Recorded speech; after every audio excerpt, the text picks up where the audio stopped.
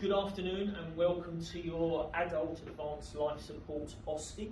For the purposes of the camera, please could you state your name and student number. My name is Jason Sadler and my student number is 123456. Thank you.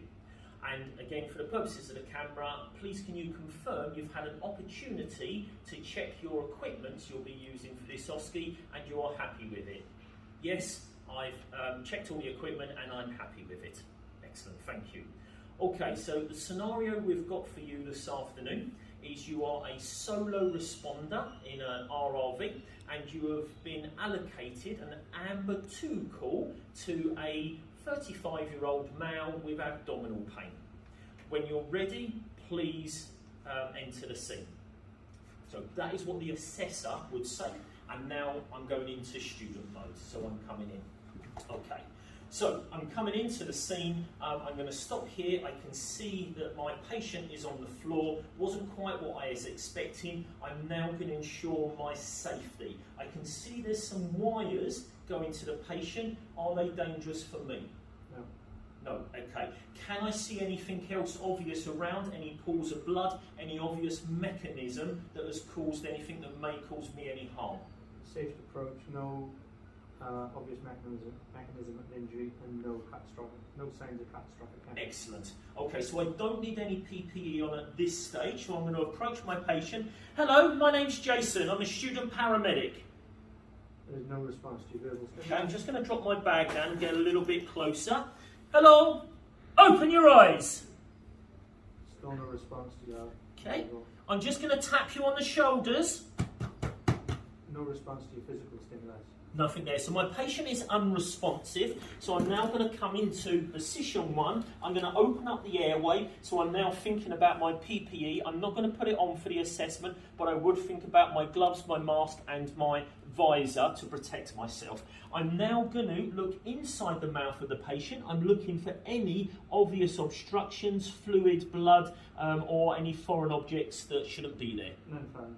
Okay, I'm now going to palpate the C-spine to feel for any abnormalities, thinking about the mechanism that may have happened here. None found.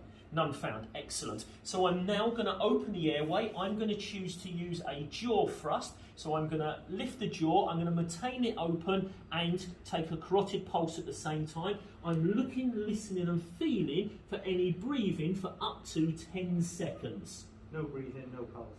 Okay, so there's no breathing, no pulse. I'm going to confirm this is cardiac arrest. I'm going to switch my monitor on. I'm going to use my radio to contact CCC and ask for a P1 backup and confirm this is a cardiac arrest. And I can look at the time and it is 1:51 at this time. Can I confirm that backup has been received? Yeah. Okay, so I'm now going to expose the chest and I'm going to do my P's and my H. I'm going to start with my H. I can't see any hair, so there's no need to shave anything. I'm just going to disconnect that because it should have been disconnected. I'm going to go through my P's. I'm going to look for any perspiration and dry it off.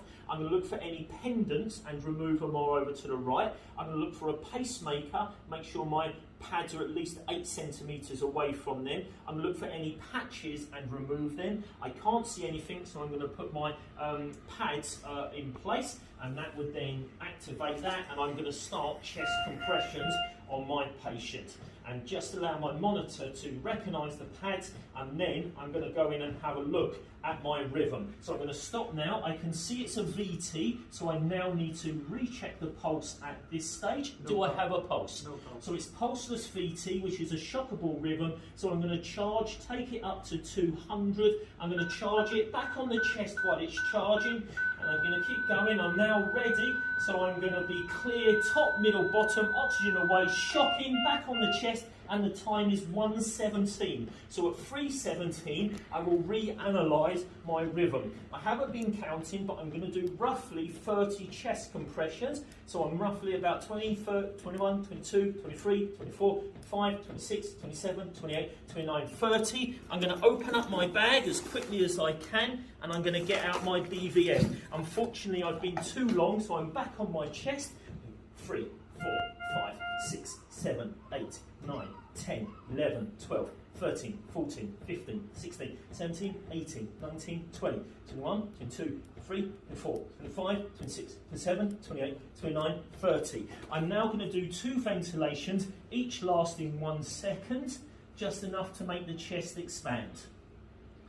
And I'm back on the chest. 1, 2, 3, 4, 5, 6, 7, 8, 9, 10, 11, 12, 13, 14. I'm going to do another 30 chest compressions. These are a rate of 100 to 120 per minute. I'm compressing 5 to 6 centimetres, making sure I've got complete recall after each one. I'm going to take that as being 30 because I was talking in between, and I've got about 40 seconds until my next rhythm check.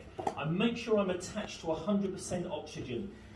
5, 6, 7, 8, 9, 10, 11, 12, 13, 14, 15, 16, 17, 19, 20, 21, 22, 23, 24, 25, 26, 27, 28, 29, 30. I'm looking for 3 minutes and 17 on my clock, so I've got about 17 more seconds to go before I stop again. So it's only my clock that I'm looking at this stage. So I'm going to keep going. You can see it there, I've got 7 seconds to go. And I'm going to stop and I'm going to check. My rhythm is a VT, so I'm going to check for a pulse again. Do I have a pulse? No pulse, right? No pulse, so it's a shockable rhythm, so I'm charge it up, back on the chest. There we go. We're ready to go, so this time, clear top, middle and bottom, oxygen away, shocking, back on the chest, and the time is 3:37. So at 5:37, I will do my next rhythm check. So I'm going to carry on doing 30 to 2 until my crew arrive. Crew's arrived. Okay, thank you very much. Hello, my name's Jason, I'm a student paramedic. Are you able to take over CPR for me? You are? Great. Could I ask the first person, what's your name? Excellent, thank you. Could you kneel down next to the patient here and could you take over chest compressions with the heel of your hand in the centre of the chest, please? I'll count you in. After 3, I'll stop and you'll start. Are you ready? 1, 2, 3. Thank you very much. So you just do continuous chest compressions. 5:35, I'm looking for my time on there. Whilst you're doing that, I'm going to look after the airway, which is one of my H's anyway. This is a little bit dry, but I've got the appropriate eye gel. Slide that in and stop chest compressions. Beautiful. Back on the chest, continuous chest compressions, please. I'm now going to secure this eye gel in place, so making sure that goes in there. Keeping an eye on my timer. You're doing really good chest compressions. They're great.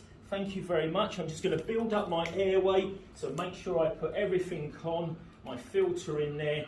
This is my waveform capnography. Have I got a reading, please? You have, it's 1.3.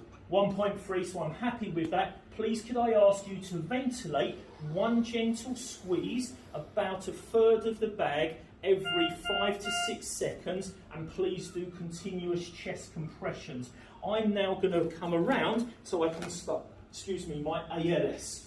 So I'm going to come around to here. I need to be able to see my monitor, and at 5:35, so we're coming up to that time about now. So keep going, stop, swap positions for me, please. So I'm going to check the rhythm. We're in a VF, no need to check a pulse. It's a shockable rhythm, back on the chest for me, please. Can you keep going with chest compressions? They're really good.